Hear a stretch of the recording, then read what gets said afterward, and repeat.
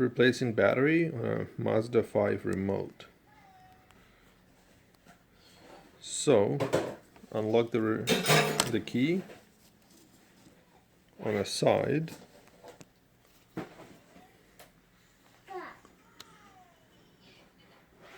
Right here, there is a little clip that you can press with a flat screwdriver.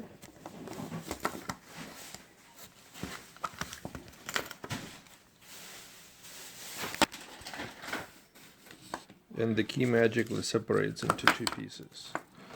This is your starting transponder piece, and there's your remote. So on the remote, right here on the remote, there is a little plastic piece where you can put a flat screwdriver in, press it in, and lightly,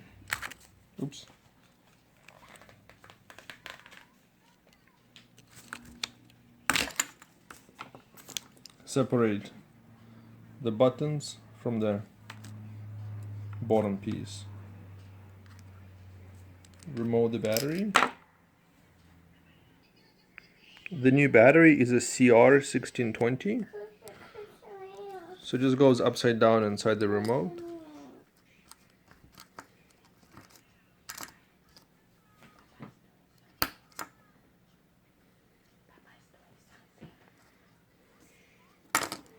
And the buttons, they just go back in. It's slightly notched on one side if you lost orientation. That goes like that. Just press it back in until it clicks. When it clicks, you're done.